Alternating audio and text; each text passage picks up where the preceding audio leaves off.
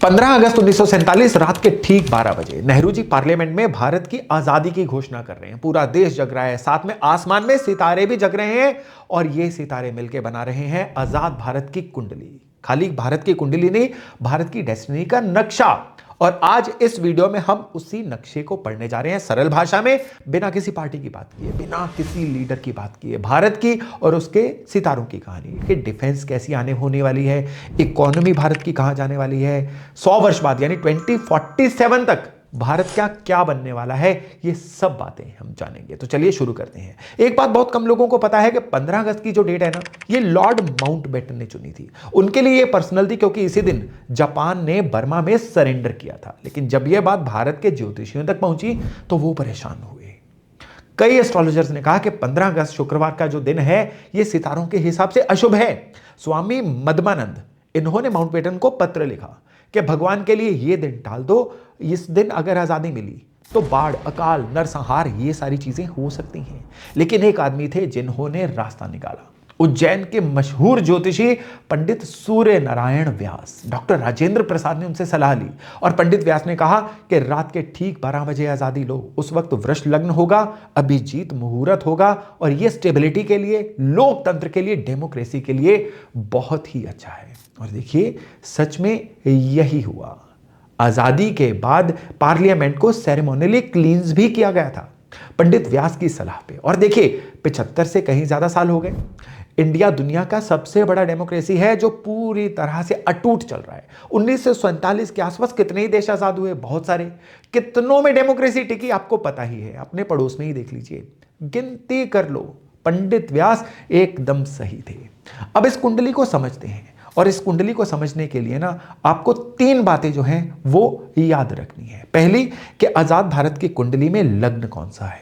आजाद भारत की कुंडली में लग्न है वृष यानी टॉरस, और इसके स्वामी है शुक्र। और टॉरस का नेचर क्या है? एक बैल की तरह धीरे धीरे चलने वाला, लेकिन जब चल पड़ता है तो फिर रुकता नहीं है। स्टेबिलिटी, पेशेंस, ट्रेडिशन, वेल्थ, खेती बाड़ी, एग्रीकल्चर। यही कारण है कि भारत शुरुआत से ना स्लो स्टार्टर रहा। कई दशक लग गए इकोनॉमी को बिल्ड करने में, लेकिन जब मोमेंटम पकड़ा तो दुनिया की 5वीं लार्जेस्ट इकोनॉमी बन गया। वृष ऐसा ही है, स्लो है पर अनस्टॉपेबल है। और फिर चंद्रमा, भारत की कुंडली में चंद्रमा है कर्क में और पुष्य नक्षत्र में। चंद्रमा अपने खुद के घर में है, मतलब भारत दिल से चलता है। चंद्रमा दिल का कारक है ना, इमोशनल है, फैमिली ओरिएंटेड है। अब देखो, क्रिकेट में हारे तो रोते हैं, जीते तो गलियों में जाके नाचते हैं। यही तो कर्क राशि का चंद्रमा है। और नक्षत्र है पुष्य। पुष्य का मतलब है पोषण करने वाला, जो पोषित करे, नर्चर करे। इसलिए दुनिया इंडिया को मदर इंडिया कहती है। अतिथि देवो भव, ये सिर्फ कल्चर नहीं, ये पुष्य नक्षत्र की जो रियल एनर्जी होती है ना, वो है। और फिर भारत की कुंडली में 5 प्लैनेट एक साथ हैं, जिसको पंचग्रही योग भी बोला जाता है। और ये जो है ना, ये बहुत इंटरेस्टिंग है कि ये भारत की कुंडली के तीसरे भाव में है। ये 5 ग्रह हैं, सूर्य, चंद्रमा, शनि, बुध और शुक्र। और ये पंचग्रही योग जो है ना, ये भारत की कुंडली का एक बहुत ही रेयर और बहुत ही ताकतवर कॉम्बिनेशन है। 3rd हाउस जो होता है ना, ये कम्युनिकेशन का होता है, करेज का होता है, मीडिया का और पड़ोसियों का भी घर है। 5 ग्रह यह होने का मतलब है कि भारत की जो मीडिया इंडस्ट्री है ना, ये दुनिया की बहुत ताकतवर, बहुत ही बड़ी इंडस्ट्री है। अब भारत में बॉलीवुड है, इंफॉर्मेशन टेक्नोलॉजी, कम्युनिकेशन, ये सारे भारत के प्रो फीचर ही तो हैं, तीसरे घर से कंट्रोल्ड। और नेबर्स के साथ आपको पता है कि हमेशा भारत का कुछ ना कुछ चलता ही रहता है। एक और बात, शनि और शुक्र यहां पे ग्रह युद्ध में है, क्लोज डिग्रीज पे है। मतलब इंडिया में हमेशा ट्रेडिशन और मॉडर्निटी का क्लैश रहेगा, वैल्यूज का और नए आइडियाज का हमेशा, ये कहते हैं ना, टग ऑफ वार रहेगा। ये हमारी सोसाइटी है, ये हमारा डिफाइनिंग फीचर है और ये सीधे सीधे भारत के चार्ट में लिखा हुआ है। और हां, सबसे बड़ी बात, लग्न में राहु, जो इंडिया को एम्बिशियस, इनोवेटिव और लगातार इवॉल्व करता रहता है। केतु 7th हाउस में, जो फॉरेन रिलेशंस में हमेशा कोई ना कोई कॉम्प्लेक्सिटी देता रहता है। अब भारत की कुंडली में मंगल, यह है 2nd हाउस में, आद्रा नक्षत्र में। मंगल आद्रा में 2nd हाउस में फाइनेंसिस को गवर्न करता है। अब कोई पूछेगा, भाई इस कुंडली पे भरोसा क्यों करें? पर बात सिंपल है कि पास्ट देख लो। अगर पास्ट सही बैठता है तो फ्यूचर पर भरोसा करने का हमें कोई ना कोई कारण तो मिलता है। अब पुरानी दशाओं को चेक कर लो। अब पुरानी दशाओं में आजाद भारत की जो पहली महादशा थी ना, 1947 से 1965 तक, वो थी शनि की महादशा। शनि क्या करता है? शनि मेहनत करवाता है, शनि मुश्किलें भी देता है, लेकिन उन मुश्किलों से एक स्ट्रक्चर, एक बुनियाद, एक फाउंडेशन बनाता है। अब देखिए क्या हुआ, पार्टीशन की त्रासदी के बाद लाखों रिफ्यूजी जो हैं ये भारत के पास आए। इकोनॉमी जीरो से बिल्ड करनी पड़ी। 1962 में चाइना से हार हुई, 65 में पाकिस्तान से युद्ध हुआ, नेहरू जी का निधन हुआ। हर तरफ से चुनौतियां ही चुनौतियां थी, लेकिन इस दौर में आईआईटी भी बने, इसरो का बीज इसी समय में बोया गया, बड़े बड़े डैम बने, स्टील प्लांट लगे। शनि ने रुलाते रुलाते फाउंडेशन रखवा दी। क्लासिक ये शनि की एनर्जी है, पूरी तरह से कष्ट देता है लेकिन मजबूत भी बनाता है। फिर आई 1965 से लेके 1982 के बीच में बुध की महादशा। बुध क्या है? बुद्धि के कारक, कम्युनिकेशन के कारक, एजुकेशन के कारक, स्ट्रेटजी बनाने के प्लैनेट हैं बुध। अब देखो क्या क्या हुआ, हरित क्रांति, ग्रीन रेवोल्यूशन आई, भारत अपना अनाज खुद उगाने लगा। फिर व्हाइट रेवोल्यूशन आई, अमूल जैसे कोऑपरेटिव बने। 1971 में बांग्लादेश लिबरेशन, स्ट्रेटेजिक ब्रिलियंस थी वो। पोखरण 1974, न्यूक्लियर टेस्ट, इसरो ने आर्यभट्ट सैटेलाइट खुद लॉन्च किया। ये सारी की सारी बुध की एनर्जी है, माइंड, स्ट्रेटजी, टेक्नोलॉजी। लेकिन बुध यहां पे अफ्लिक्टेड भी तो है, तो बुध के कुछ नेगेटिव इफेक्ट भी देखे।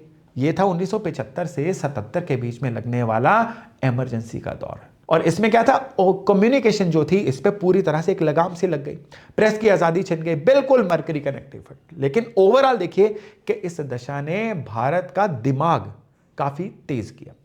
फिर एक फेज आया 7 साल का, 1982 से लेके 1989 के बीच में। केतु कंफ्यूजन का कारक है, इंस्टेबिलिटी का भी कारक है, और जीवन में होने वाली जो अचानक घटनाएं होती है ना, ये केतु की वजह से होती हैं। दशा छोटी है, केवल 7 साल, लेकिन इन 7 सालों में देखिए कितना ही कुछ हो गया। 1984 में पहले ऑपरेशन ब्लू स्टार हुआ, इंदिरा जी की हत्या हो गई। फिर भोपाल गैस त्रासदी हो गई, फिर एंटी सिख दंगे हुए, शाहबानो केस भी इसी समय में हुआ। पॉलिटिकल इंस्टेबिलिटी जो थी ना वो चरम पर थी। केतु ने सब कुछ उलट पलट कर दिया। लेकिन केतु एक और चीज देता है, वो होता है स्पिरिचुअल अवेकनिंग। इसी दौर में भारत में एक नई चेतना आई कि पुराना सिस्टम काम नहीं कर रहा है, बदल दो, और यही डिमांड बनी बदलाव का एक बहुत बड़ी वजह, और इसी ने अगली दशा का रास्ता भी बनाया। अब अगली दशा कौन सी रही? 1989 से लेके 2009 के बीच में चलने वाली 20 साल के लिए शुक्र की महादशा। अब शुक्र वेल्थ के, प्रॉस्पेरिटी के, लग्जरी के, आर्ट्स के कारक हैं। शुक्र डिप्लोमेसी के भी कारक हैं। अब इंडिया के लग्न के स्वामी भी शुक्र हैं, तो ये दशा जो है हर लिहाज से बड़ी पावरफुल होनी थी। 1991 में इकोनॉमिक लिबरलाइजेशन आई, इंडिया ने दुनिया के लिए अपने दरवाजे खोल दिए, आईटी इंडस्ट्री का भारत में बर्थ हुआ। फिर इन्फोसिस, विप्रो, टीसीएस आए और दुनिया में छा गए। टेलीकॉम रेवोल्यूशन, जीडीपी ग्रोथ जो थी ये अपने हाई रिकॉर्ड्स पे पहुंची।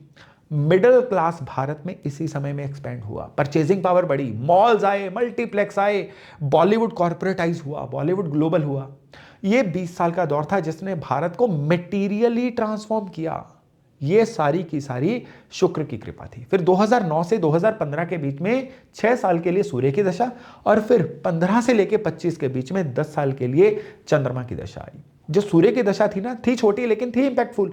इसके बीच में न्यूक्लियर डील हुई, आधार कार्ड आया, मार्स ऑर्बिटेटर का भारत में फर्स्ट टाइम में ही बड़ा सक्सेस मिला, और लीडरशिप चेंजेस भी हुए।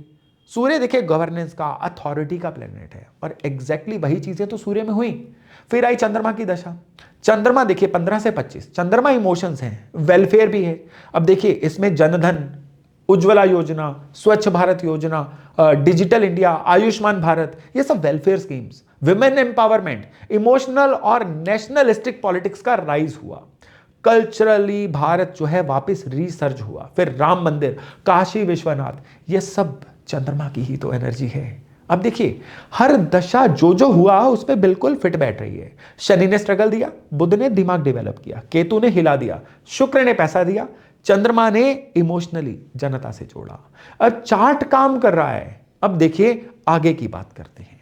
अभी वर्तमान में मंगल की महादशा चल रही है। सितंबर 2025 से ये मंगल की दशा जो है शुरू हुई है। मंगल यानी योद्धा, एक्शन, करेज, फायर, ये सारे के सारे जो हैं ये मंगल के एट्रीब्यूट हैं।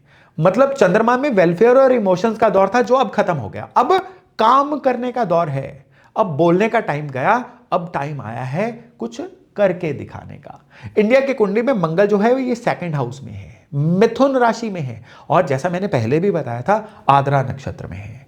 सेवंथ हाउस होता है फॉरेन रिलेशंस का, वॉर का। ट्वेल्थ हाउस होता है फॉरेन लैंड्स का, खर्चों का। और मंगल इन दोनों भावों का स्वामी है। सीधा मतलब है कि अगले 7 साल में डिफेंस, फाइनेंसिस और फॉरेन डायनामिक्स, ये तीनों में बहुत इंटेंस चेंजेस होने वाले हैं। इनमें से अभी के लिए अगर आप डिफेंस की भी बात कर लो ना, तो अगले 7 साल में मिलिट्री सुपर पावर बनने की तरफ भारत बड़ी तेजी से बढ़ेगा। डिफेंस का बजट बहुत बढ़ने जा रहा है। अब इंडिजीनियस वेपन्स का जो प्रोडक्शन होगा ना, ये भारत में होने वाले प्रोडक्शन में इसका स्केल बहुत बढ़ने जा रहा है। ब्रह्मोस, तेजस, एडवांस ड्रोन्स, ये सब। आद्रा नक्षत्र राहु का है, और राहु क्या है? टेक्नोलॉजी। अब आर्टिफिशियल इंटेलिजेंस ड्रिवन डिफेंस जो है ना, साइबर सिक्योरिटी, ये स्पेस बेस्ड डिफेंस, इन सब में इंडिया एक सीरियस जंप लेने जा रहा है। बॉर्डर पे टेंशंस भी रहेंगी, मंगल ये लाता है, लेकिन भारत की पोजीशन स्ट्रांग होगी। जब आप स्ट्रांग होते हैं ना, तो लोग पंगा लेने से पहले सोचते हैं। ऑपरेशन सिंदूर याद है ना, वो मंगल की एनर्जी का सिर्फ एक ट्रेलर था जो मंगल के ठीक आने से पहले दिखा था। और इसकी पूरी पिक्चर जो है ना, ये अभी रिलीज होनी है। मैं डरा नहीं रहा हूं, लेकिन मंगल यहां पे भारत को एक पूरा थंपिंग जो होता है ना, एक इंप्रेशन दे रहे हैं कि जिसकी वजह से कोई भी ऐसे तैसे बोल नहीं सकता है। इकोनॉमी की बात करें तो मंगल है कहां पे? मंगल है पैसा और नेशनल वेल्थ के घर में। ऑनेस्टली शुरू में क्या होगा कि 2025 से लेकर 28 तक वॉलेटिलिटी रहेगी, मार्केट्स में up downs, bold government decisions जो इनिशियली आपको कंट्रोवर्शियल लग सकते हैं। मंगल क्योंकि कभी स्मूथ होता नहीं है, मंगल जो भी करता है ना, बड़ा इंटेंसली करता है। लेकिन मीडियम टर्म में क्या होगा कि इंफ्रास्ट्रक्चर में, रोड्स में, railway, ports, airports, construction sector में बूम आएगा। इंजीनियरिंग जॉब्स काफी बढ़ने जा रहे हैं, मैन्युफैक्चरिंग भी बहुत ज्यादा अपस्केल करेगा। और इसी समय में मिनरल्स और नेचुरल रिसोर्सेज में भारत में, याद रखिएगा, नई डिस्कवरीज हो सकती हैं। मंगल क्या करता है? मंगल धरती से चीजें निकलवाता है।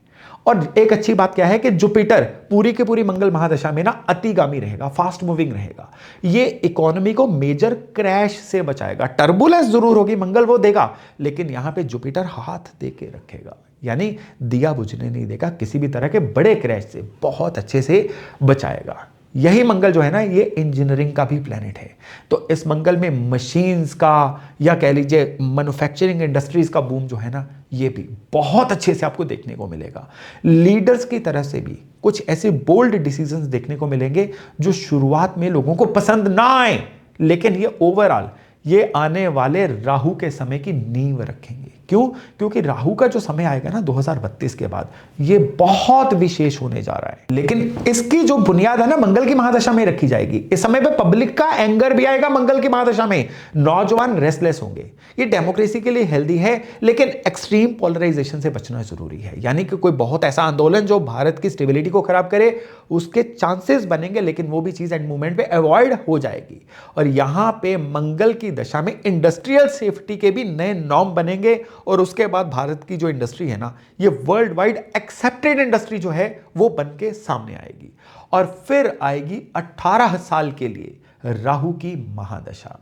अब यही राहु की महादशा के अंदर सन 2047 ने भी आना है, यानी जब भारत की आजादी के 100 साल पूरे होंगे। राहु को लोग अक्सर बुरा समझते हैं, लेकिन ये आधा सच है। राहु इनोवेशन है, क्रिएटिविटी है, टेक्नोलॉजी है, आउट ऑफ द बॉक्स जो सोच होती है ना, नए आइडियाज, ये राहु होते हैं। यानी जब दुनिया कहती है ना इम्पॉसिबल, राहु कहता है लेट्स सी, देखते हैं इसको। और भारत की कुंडली में राहु कहां है? भारत की पर्सनैलिटी के घर में, भारत के लग्न में, टॉरस में। और ये सीधा भारत की आइडेंटिटी में बैठा हुआ है। यानी जब राहु की दशा आएगी ना, तो भारत की पर्सनैलिटी, भारत की पहचान पूरी दुनिया में बढ़ेगी। बल्कि कह लीजिए आज जो भारत की इमेज है ना, ये उस समय में पूरी तरह से ट्रांसफॉर्म होगी, चेंज होगी।